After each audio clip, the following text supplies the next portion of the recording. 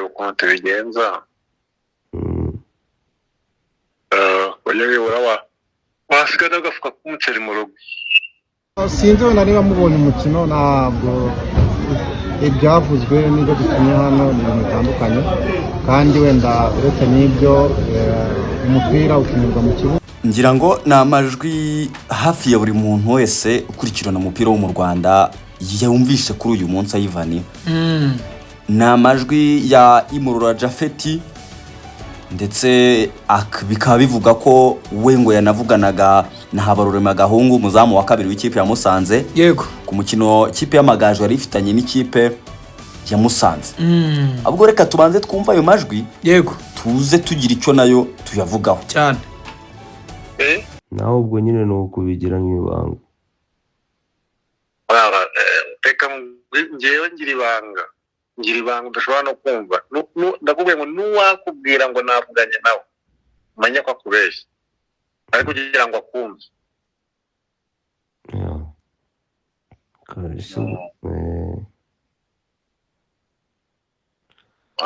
Turavugana nimugoroba nda kajya mu myitozo, nawe ubwo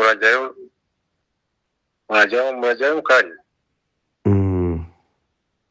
Nimugoroba uri safe neza, nabishyize ku murongo, tukareba ukuntu tubigenza. Wajya wasigana agafuka k'umuceri mu rugo.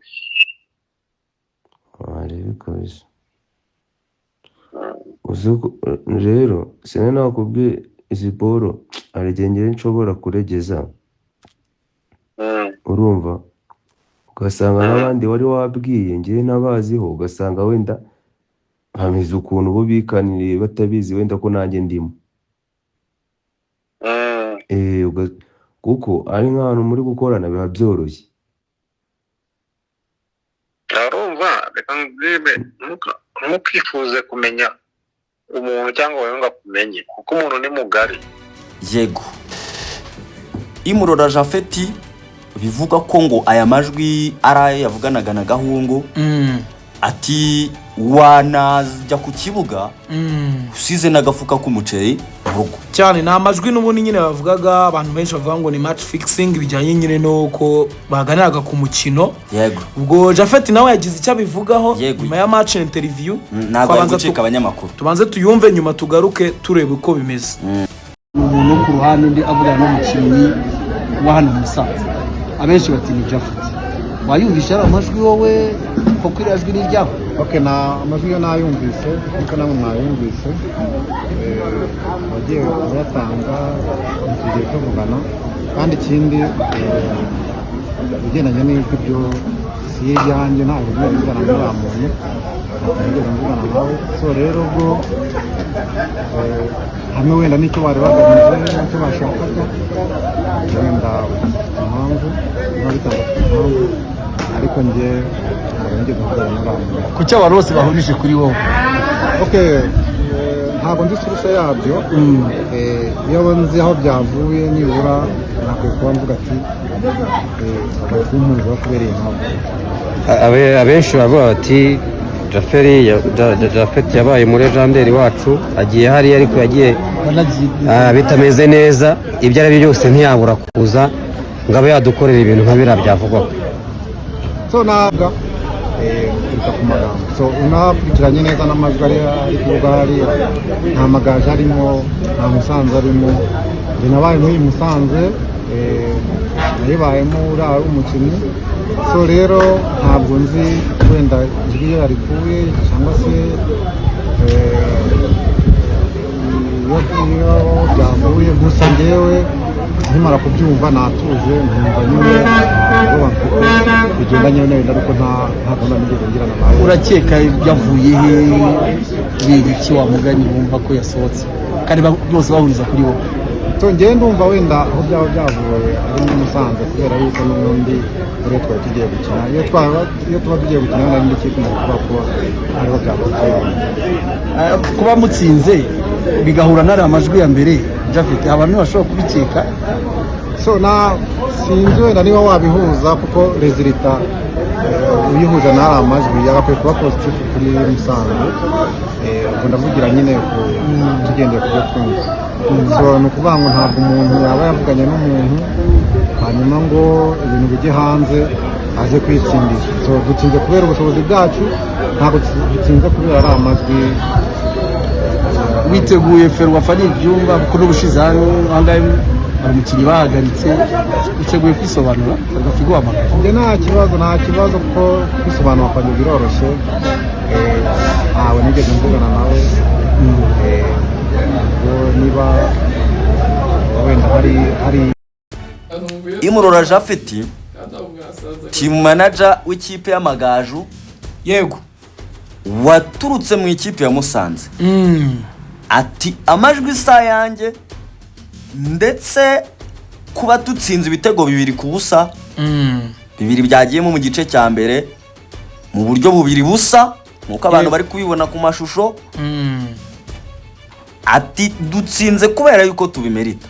Yego none mwabantu mwe niba amajwi yarahuye na match ya Musanze n'Amagaju umuzamu byavugwaga yuko agomba kujya mu izamu agatanga match akaba ari we wabanjemo nta kintu abantu bahita bumvamo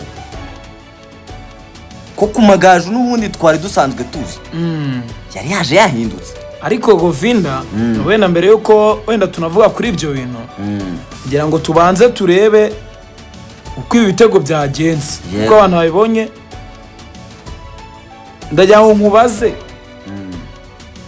uko amajwi ye twayumvise. Yego ntago amajwi yadiringaga ko ikipe yose iri butanga umukino. Yego ni umuzamu ku giti cye. Yego ariko wibuke ko hazamo akantu ka bivuga ko ngo ari Gahungu amajwi nyine ntago turabahamya yuko ari ayabo cyane ko nyine nibivuga ariko nakubwiye amajwi bivuga ko uwitwa Gahungu uri muri interview yego yumvikanye avuga yuko ngo kugiti cye ntaribi ngo ariko ngo yabanza akavugana n'abandi ngo kugira ngo ataza we kwemera gutanga match ngo abandi bakaza bakaniye.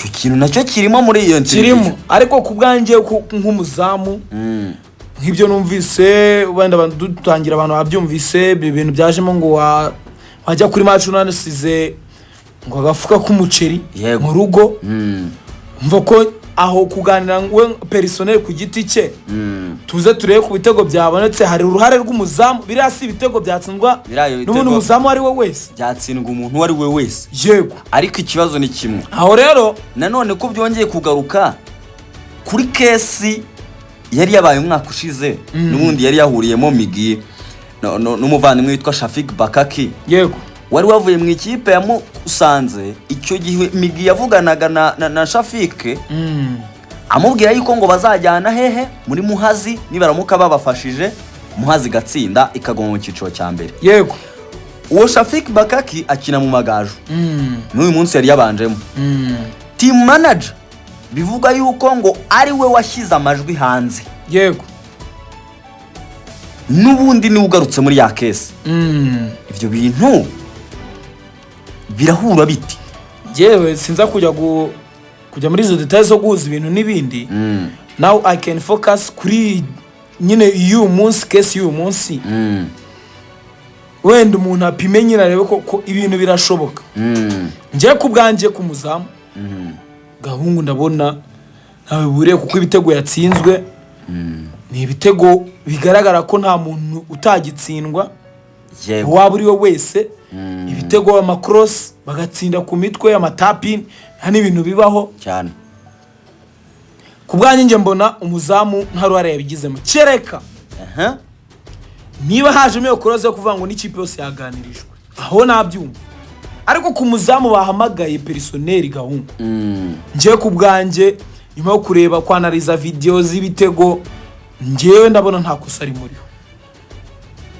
Yego nta mupira yatanze passe ngo abatsindi. Yego nta cyabaye ni ibitego bamutsinze byatsindwa n'umuzamu ni kufra kuko yaba igitego cya Ndayishimiye Edouard ni kufra. Yego yaba igitego cy'umuvandimwe witwa Destin Maranda nayo ni kufra.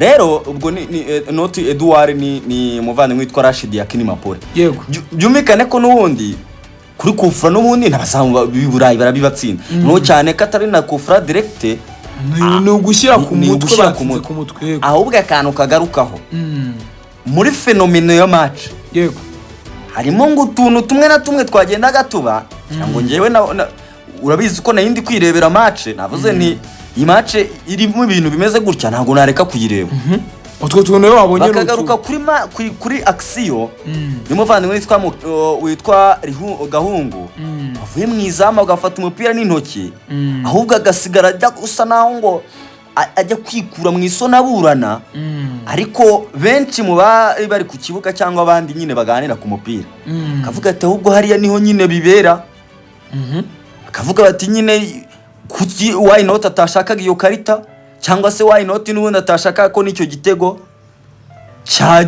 cyatsindwa wenda mu buryo bworoshye binyuze muri iyo kofu. None se ibyo byabaye nta bitego birajya mu izamu ibyo ngibyo byabaye ibitego byagiyemo ubwo rero uribaza ngo birasa naho niba byamubayeho ingingo idafatika ntabwo ifatika because niba ibitego biri byamaze kujyamo sinumva impamvu yo kurwana n'ikindi gitego ko byabonetse ikipe iraridinze umukino n'ibitego bibiri nge rero ibi bintu nge numva ku bwanjye yego amajwi arahari yego cyaba n'ikimenyetso ariko ku bwanjye nka Ivan Iraki ndabona ibi bintu n'ubundi nta shingiro bifite ibitego birahari biragaragara ibitego byatsinwa n'umuzamu ari we wese ibitego byiza ahubwo ibitego byiza ahubwo wenda kuko byacaracaye cyane nyine abantu banabifiteho dute nyinshi wenda bishaka kuza kujya no muri Ferwafa bakaba babirebaho nuko Ferwafa nyine nayo ntiyakumva ibintu biri aho nyine nicyo baba bashinzwe ntibakumva ibintu biri hanze ngo bareke kugira icyo babivugaho cyangwa se bagire n'icyo babikoraho cyane nanjye mbyemera gutyo ubwo wenda Ferwafa nibaza gukora analize nayo ikareba uko bimeze aho ku bwanjye njyewe yego ayo majwi arahari nabikubwiye nk'ubu nyine nk'icyo nakita nka fact yego ariko mu bijyanye na match n'izirita zabonetsemo n'ibyakinwe n'ibitego byatsinzwe Amagaju ibitego yatsinze ni ibitego byiza bidaturutse ku muzamu habe na gato habe ubwo wenda nje nzamenya ibizavamo nyuma aho ku bwanjye nta kintu munabonye buriya uzi nka Gahungu iyo baza kuba yateze nk'umuntu bagatanga nka penalty aho wenda nanjye nari kuvuga ngo harimo iki abigoranye cyane nanjye nari kubivuga rwose afamu ko nanjye nari guhamanya nabe bamvuga ati ibi birimo rwose ariko kuri ubu nge nta kintu nabonyemo niba banavuganye ibyo bavuganye ntabwo yabishyize mu bikorwa ahubwo Amagaju yatsinze nyine abimerita ibitego byiza ahubwo hari n'ikindi kintu umuvandimwe witwa Imurora Jafeti mu kuburana yavuze ati ntaho navuze Musanze cyangwa ntaho byumvikana ko havugwa Musanze cyangwa Amagaju na perezida w'Amagaju kiganiro cya SKFM yavuze ati mu majwi nanjye numvise kereka niba babyidiringiye ku giti cyabo yego ariko twebwe ntaho turimo ubwo rero umuntu yahita yumva yuko niba hari n'ibyabaye koko mu by'ukuri umva ntabwo byapfa kuza gutyo gusa yego nubwo babihuza Amagaju na Musanze gusa kuko abangaba sibo bantu baziranye bonyine hagati y'izi impande zombi ariko hari impamvu yabyaje ubwo rero mu gutegereza ngo tuzareba ahubwo icyo aya makipe azavuga cyane kabisa na Ferwafa n'ikizabikoraho yego ahubwo reka dushimira abantu twabanye tubutse gukanda subscribe like share ndetse na comment hano kuri The Quick Times News ubundi ukomeze bagire ibihe byiza cyane